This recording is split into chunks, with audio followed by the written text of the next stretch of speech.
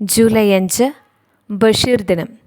നമ്മുടെ എല്ലാം പ്രിയങ്കരനായ ശ്രീ വൈക്കം മുഹമ്മദ് ബഷീറിൻ്റെ ചരമദിനം. അദ്ദേഹത്തെക്കുറിച്ചിട്ടുള്ള കുറച്ച് ചോദ്യങ്ങളും അവയുടെ ഉത്തരങ്ങളുമാണ് ഈ വീഡിയോയിലുള്ളത്. ബഷീർ ദിന ക്വിസിനായി ഒരുങ്ങുന്ന നിങ്ങൾക്കെല്ലാവർക്കും ഇത് സഹായകരമായിരിക്കും. ബഷീർ ദിന ക്വിസ്. ചോദ്യം 1. മലയാള ഭാഷയുടെ സുൽത്താൻ എന്നറിയപ്പെടുന്ന വ്യക്തി ആര്? ഉത്തരം മുഹമ്മദ് ബഷീർ. ചോദ്യം 2. വൈക്കം മുഹമ്മദ് ബഷീർ ജനിച്ച വർഷം? ഉത്തരം 1908. ചോദ്യം 3. ബഷീറിൻ്റെ ജന്മസ്ഥലം എവിടെയാണ്? ഉത്തരം കോട്ടയം ജില്ലയിലെ തലയോലപ്പറമ്പ്. ചോദ്യം 4. വൈക്കം മുഹമ്മദ് ബഷീർ അന്തരിച്ചത് എന്ന്? ഉത്തരം 1994 ജൂലൈ 5. ചോദ്യം 5. ബഷീറിൻ്റെ ആത്മകഥാപരമായ കൃതി ഏത്? ഉത്തരം ഓർമ്മയുടെ അറകൾ. ചോദ്യം 6. ബഷീറിന് ലഭിച്ച ഏറ്റവും വലിയ പുരസ്കാരം?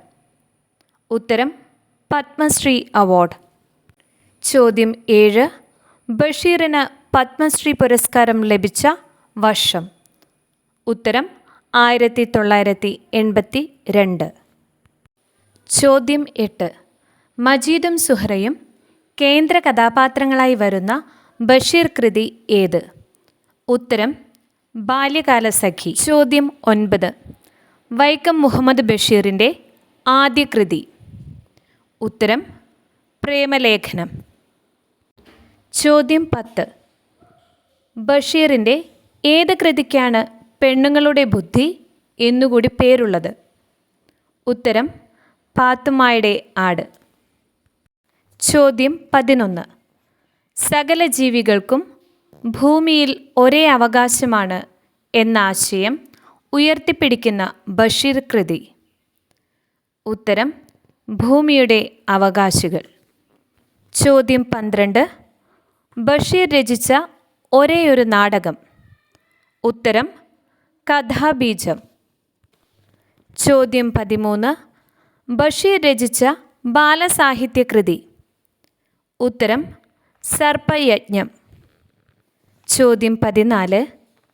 ഒന്നുമൊന്നും ഇമ്മിണി വല്യൊന്ന് എന്ന പ്രയോഗം ഏത് ബഷീർ കൃതിയിലാണുള്ളത്? ഉത്തരം ബാല്യകാലസഖി. ചോദ്യം 15. ബഷീറിൻ്റെ മതിലുകൾ എന്ന നോവൽ സിനിമയാക്കിയപ്പോൾ അതിൽ ബഷീറായി അഭിനയിച്ച നടൻ ആര്?